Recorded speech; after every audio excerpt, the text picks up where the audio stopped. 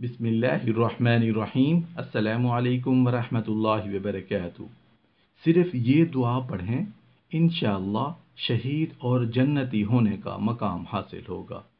اس دعا کے پڑھنے والے کو اس دن یا رات کو موت آ گئی تو شہید ہونے کی حالت میں موت آئی۔ بخاری کی روایت میں ہے کہ جس نے دل کے یقین کے ساتھ دن کے کسی حصے میں بھی ان کلمات کو پڑھا اور اسی دن شام سے پہلے اس کو موت آ گئی تو جنتیوں میں سے ہوگا، اور اگر کسی نے دل کے یقین کے ساتھ شام کے کسی بھی حصہ میں ان کلمات کو پڑھا اور صبح ہونے سے پہلے اس کو موت آ گئی تو وہ جنتیوں میں ہوگا۔ سبحان اللہ۔ اللہ پاک ہم سب کو عمل کرنے کی توفیق عطا فرمائے۔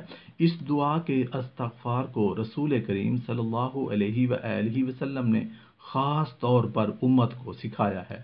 چنانچہ ایک روایت میں ہے کہ کیا میں تم کو سید الاستغفار نہ بتاؤں؟ ایک روایت میں ہے کہ افضل الاستغفار یعنی ثواب کے اعتبار سے یہ تمام قسم کے استغفار میں افضل ہے، کیونکہ استغفار توبہ کے بھرپور معنی پر مشتمل ہے، اس لیے اس کو سید الاستغفار فرما دیا ہے۔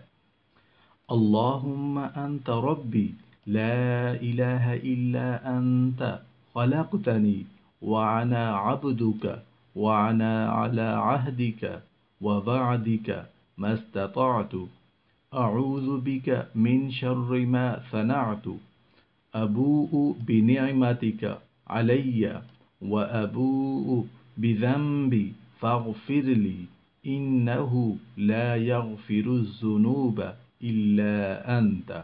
اے اللہ، آپ ہی میرے رب ہیں، آپ کے سوا کوئی معبود نہیں، آپ ہی نے مجھے پیدا فرمایا ہے، میں آپ کا بندہ ہوں اور بقدر استطاعت آپ سے کیے ہوئے عہد اور وعدے پر قائم ہوں۔ میں اپنے کیے ہوئے برے عمل سے آپ کی پناہ لیتا ہوں اور مجھ پر جو آپ کی نعمتیں ہیں میں ان کا اقرار کرتا ہوں اور اپنے گناہوں کا بھی اعتراف کرتا ہوں، لہٰذا مجھے معاف کر دیجئے، کیونکہ گناہوں کو آپ کے علاوہ کوئی نہیں معاف کر سکتا، بے شک۔ آمین یا رب العالمین۔